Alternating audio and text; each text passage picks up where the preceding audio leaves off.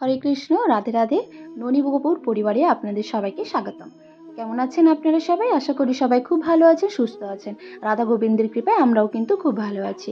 তো বন্ধুরা, আপনারা অনেকেই কোয়েশ্চেন করেছেন আমাকে যে গোপাল সোনার কোনো সংকেত আমরা পাচ্ছি না, গোপাল সোনার ভোগ সেবা গ্রহণ করছেন কিনা বুঝতে পাচ্ছি না, গোপাল সোনা আমাদের সেবায় সন্তুষ্ট কিনা আমি বুঝতে পাচ্ছি না। তো বন্ধুরা, আজকের মূল আলোচনার বিষয় হলো এটাই। তো চলো দেরি না করে কিন্তু আজকের মূল আলোচনার বিষয়বস্তু নিয়ে আসা যাক। তো প্রথমেই আমি আপনাদেরকে বলবো যেটা, যে আপনারা অনেকেই মনে মনে ভাবেন যে গোপাল সোনা আমাদের ভোগ সেবা গ্রহণ করছে কিনা।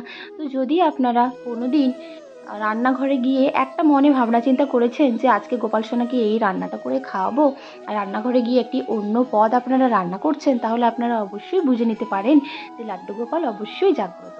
দ্বিতীয় নম্বরে বলবো, যদি আপনারা ভোগ সেবা ভোগ রান্না করেছেন, সেই রান্না করা ভোগ গোপালের সামনে রেখেছেন আর দেখছেন যে গোপালের মুখ খুব হাসি খুশি, ভীষণ হাসি ফুটে উঠেছে, তাহলে আপনারা অবশ্যই বুঝে নিতে পারেন যে আপনার লাড্ডু গোপাল কিন্তু জাগ্রত, আর আপনার আপনার ভোগ সেবায় সে ভীষণই সন্তুষ্ট।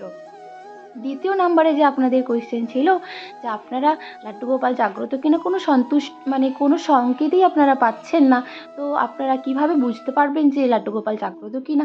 তো চলুন এই বিষয় নিয়েও আমরা ছোট্ট একটি আলোচনা আজকে তুলে ধরবো।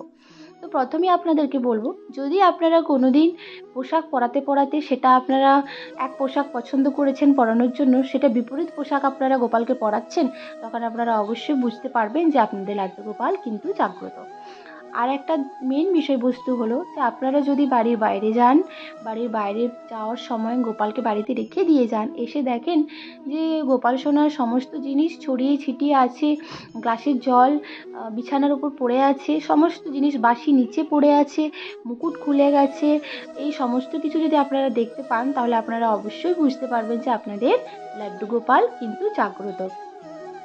আরও এমন ছোটোখাটো অনেক বিষয়বস্তু, অনেক সংকেত আছে যেগুলো আপনারা আপনাদেরকে লাড্ডু গোপালের সাথে কানেকশন আরও সুন্দরভাবে দৃঢ়তা তৈরি করায়। তো এই বিষয়মূলক আমি কিন্তু অনেক দিন আগেই একটি ভিডিও আপলোড করেছিলাম, চাইলে আপনারা ননী কপুর পরিবারে গিয়ে চেক করে নিতে পারেন। এই ভিডিও লিঙ্কে আমি সেই ভিডিওটি দিয়ে দেব।